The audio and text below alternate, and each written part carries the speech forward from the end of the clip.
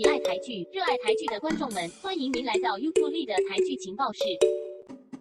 第5名，现实同居后8天，第7集。这一部分本来应该上周就在这里播出，因为时间不足，唯有改到本周8，来到灰姑娘系列的最后一集。灰姑郎也终于展露他的真本性，他也突然透露，他到了深夜12点就变了狼人的秘密。这果然贯彻这部戏剧天马行空的精神。可惜这个系列只有3集，感觉这一集才来揭秘有点突然。还有一点要吐槽的，为什么当灰姑郎在12点变身时，夏妮电话里的时间会是下午12时06分？这似乎有点穿帮。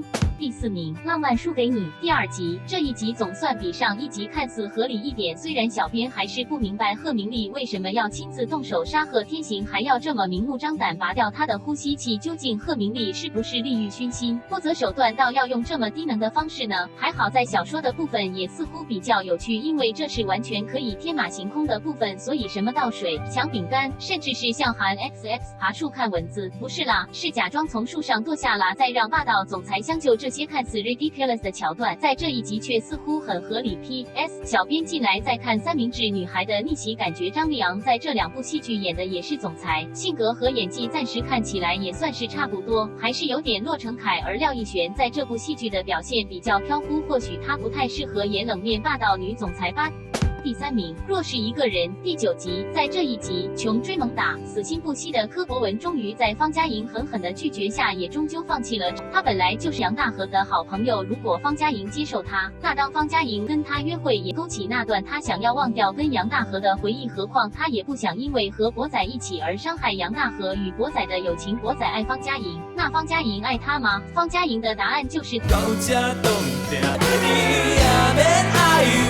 而对博仔而言，这个问题拖到第9集，他终于能够给方嘉莹一个答案，那就是所有错误从我这里落幕，别跟着我旅行。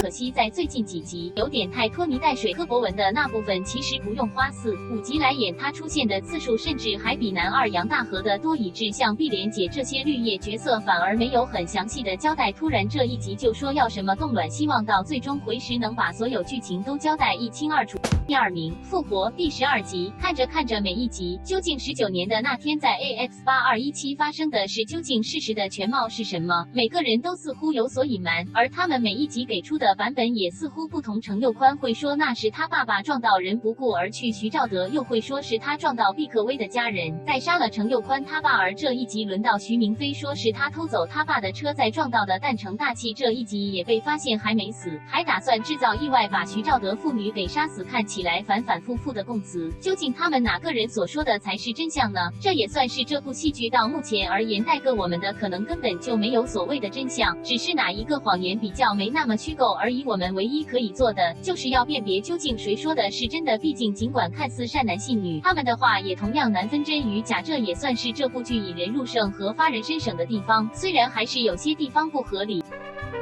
第1名，我的婆婆怎么那么可爱？第3、4集。这2集也看到 CEO 和发贵2人可怜的遭遇。CEO 的丈夫秉信年纪轻轻就过世，孩子也没了，她深爱着她老公，却被她前婆婆打起保险金的主意。当她的闺蜜大美努力要她认识新对象，但前婆家全家却得要让她守寡。CEO 虽然名字听起来像 CEO， 但她的生命却不能像 CEO 可以控制一切。而发贵虽然已经算是进得真鹤斋的真传，但因为她不是苏家的人，尽管发贵对真鹤斋忠心耿耿，林采香也不可能不顾苏家儿女的反对，把祖业传给外人。无奈之下，真鹤斋也要关门，他也失业了，还要被他的救命恩人和好麻吉秉信的老婆冷嘲热讽。这也解释了他为什么那么坚持要留在台南，无论用什么方法也要把这门传统手艺再次发扬光大，就是为了要证明给苏家和 CEO， 他也行这2个看似悲剧的人物，以喜剧的手法呈现，也真的蛮搞笑的。